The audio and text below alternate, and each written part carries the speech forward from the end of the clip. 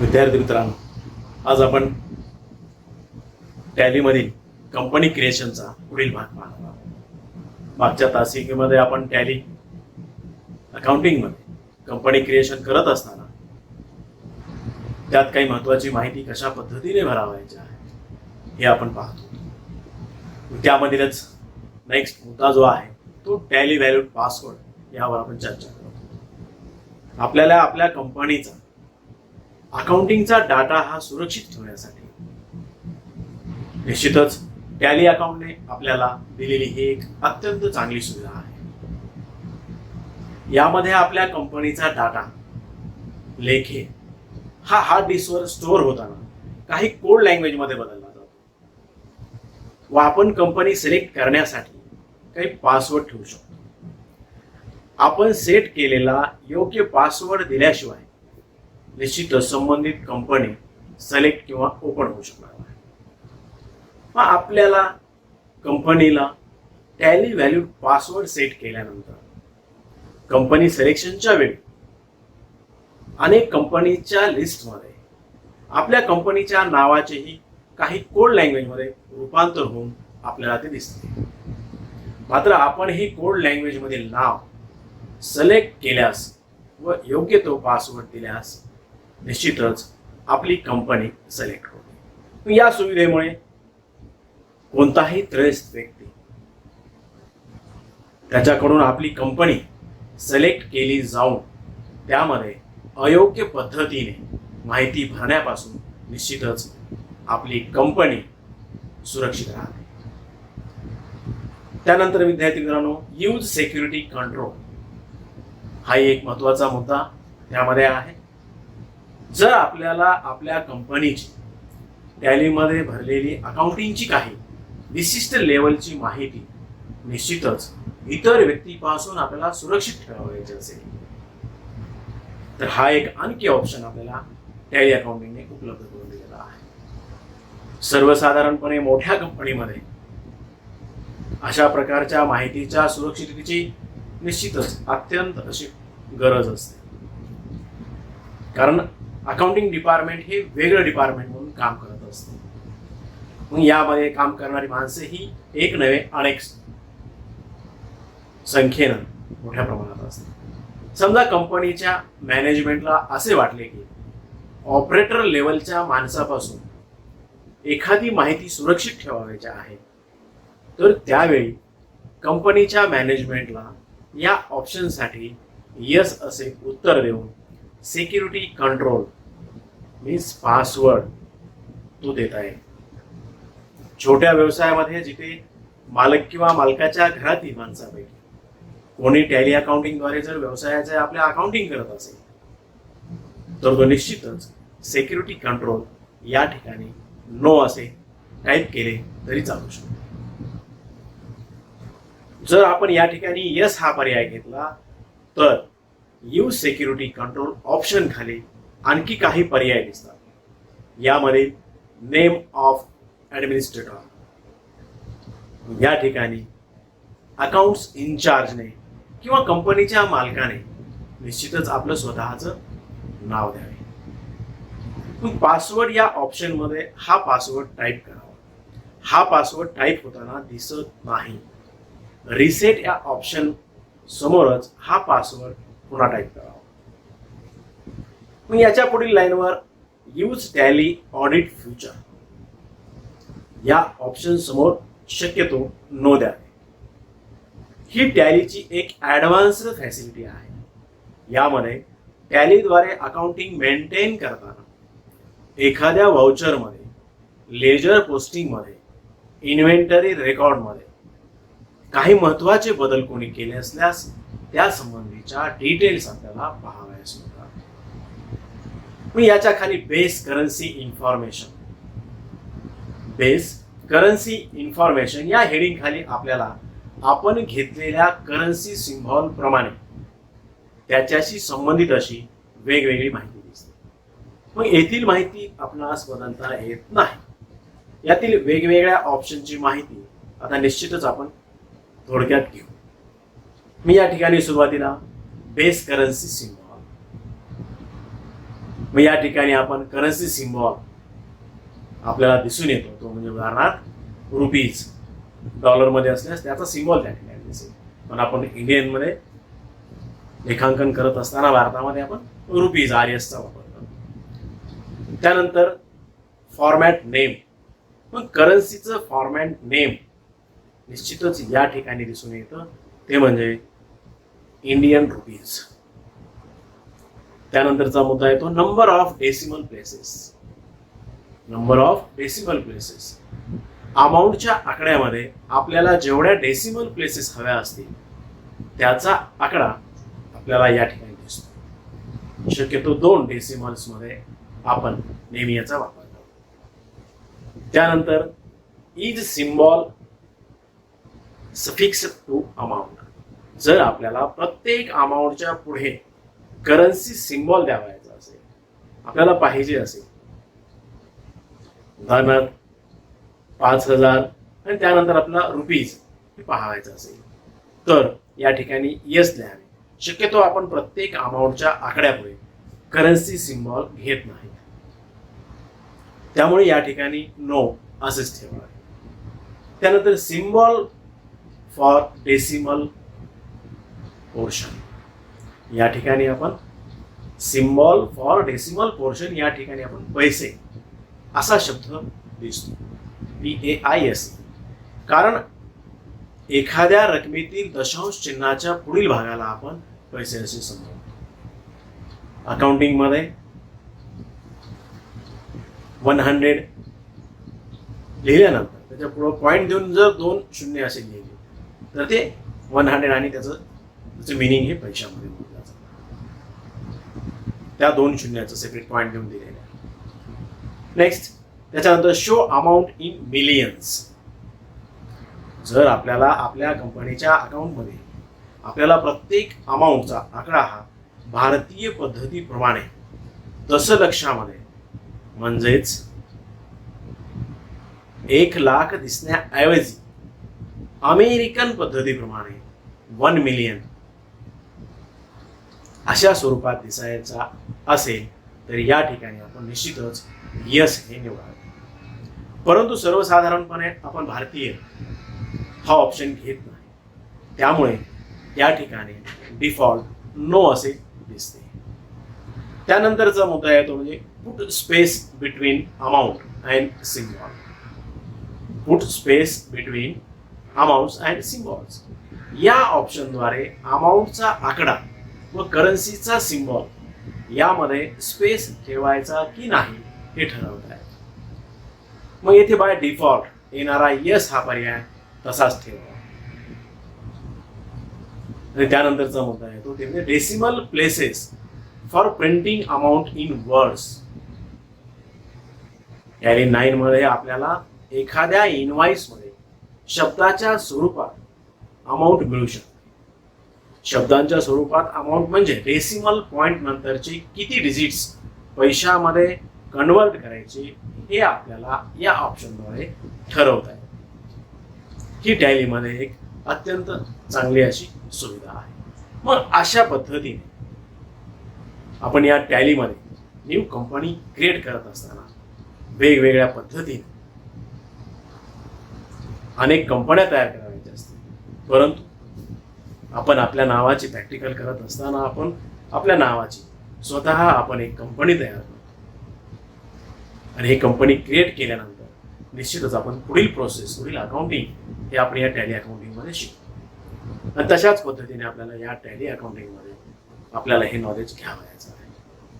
मग अशा तऱ्हेने अत्यावश्यक असणारी माहिती आपण या ठिकाणी टाईप केल्यानंतर एंटर प्रेस केला की स्क्रीनवर आपल्याला उजव्या बाजूला ऍक्सेप्ट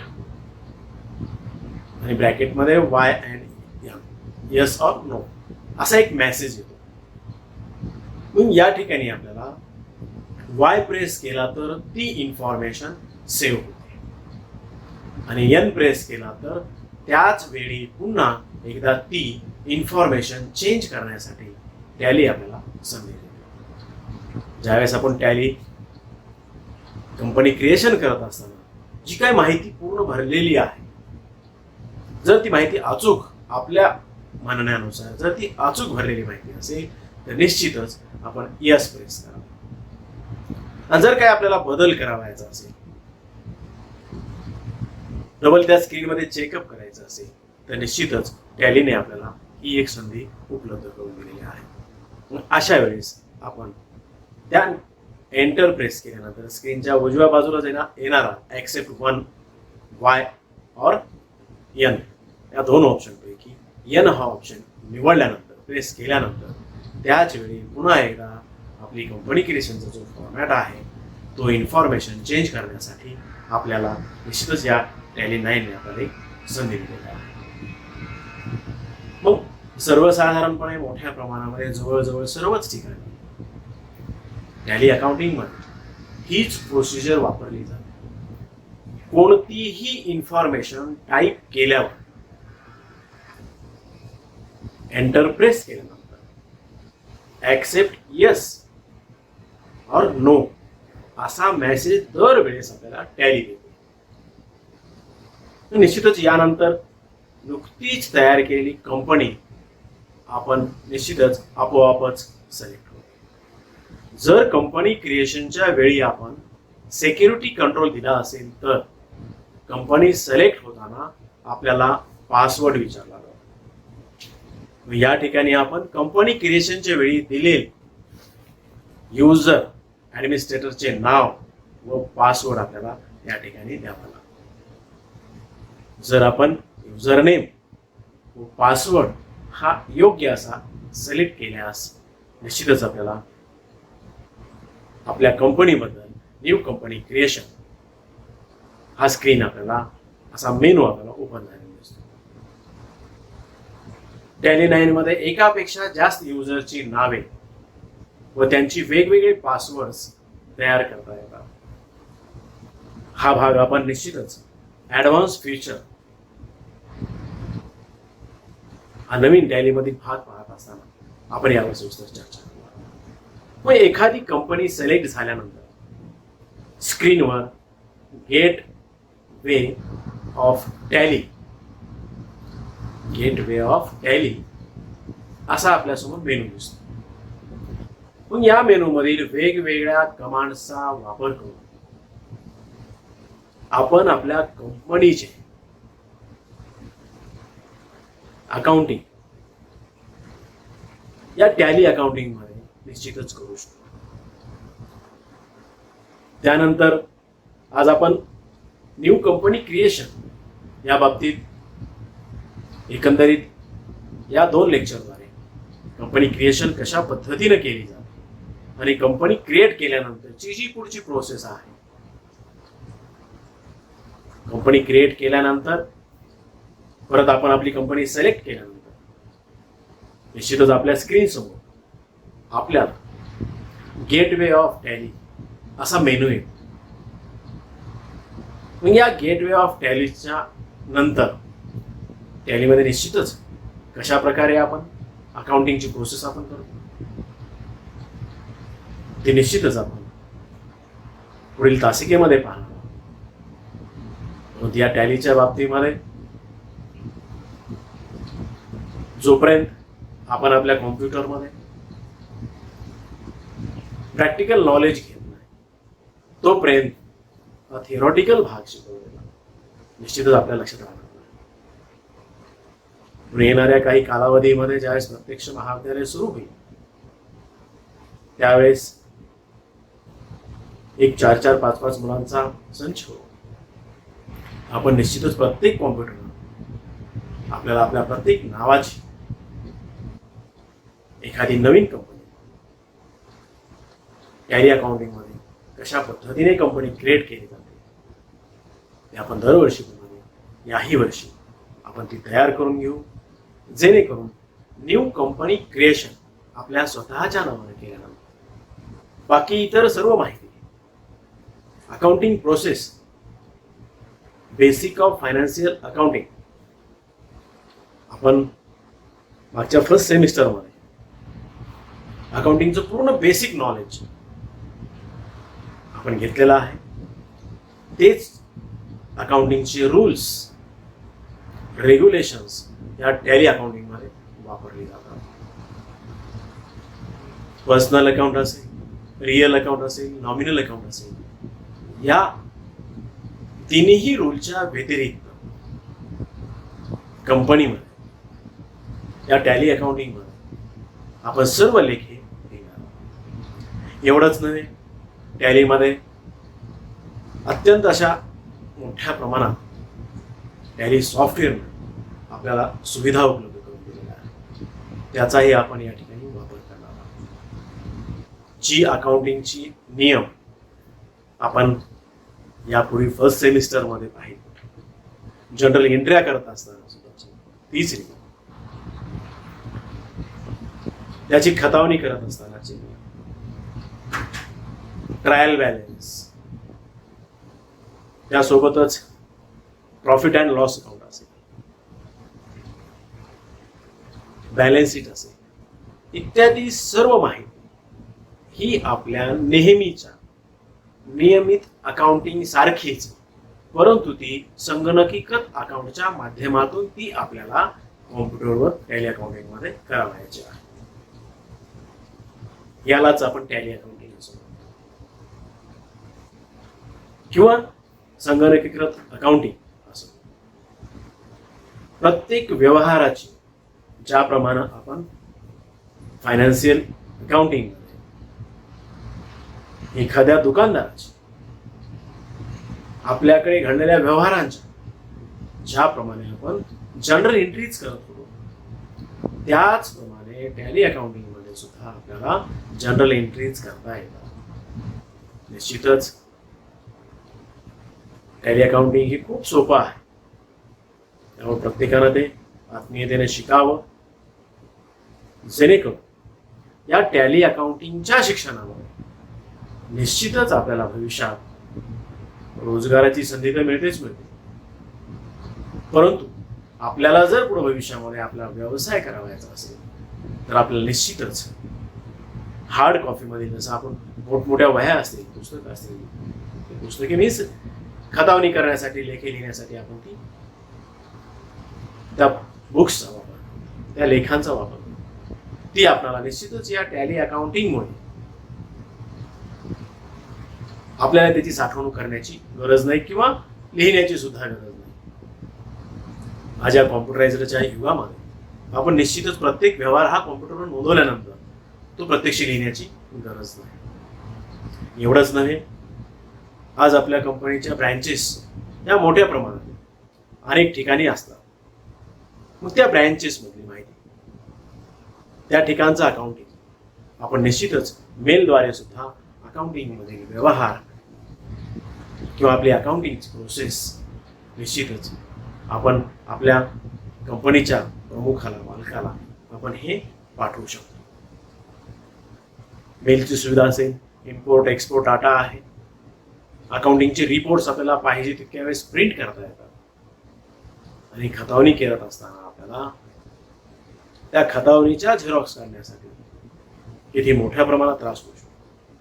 तो त्रास हा टॅली अकाउंटिंग मध्ये आपल्याला कोणत्या इयरचा असेल, कोणत्या महिन्यातील असेल, विशिष्ट महिन्यात किती कंपनीला प्रॉफिट झाला होता, किती लॉस झाला होता, वर्किंग कॅपिटल किती लागलं त्या महिन्यामध्ये, ही सर्वच माहिती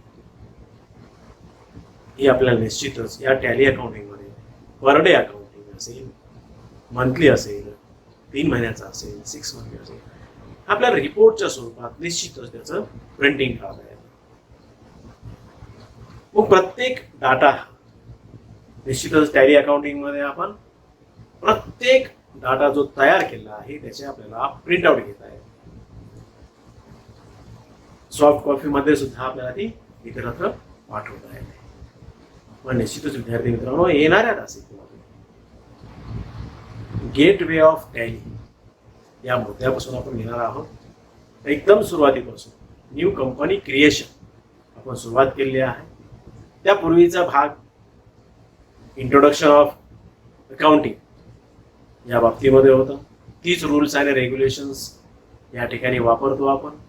त्यामुळे त्यावर सविस्तर असं लेक्चर मी आपल्या गुगल क्लासरूममध्ये अगोदरच फायनान्शियल अकाउंटिंगमध्ये एक बेसिक अकाउंटिंग शिकत असताना एक 4 ते 5 लेक्चर्स, मोठे मोठे लेक्चर्स त्या ठिकाणी उपलब्ध आहेत.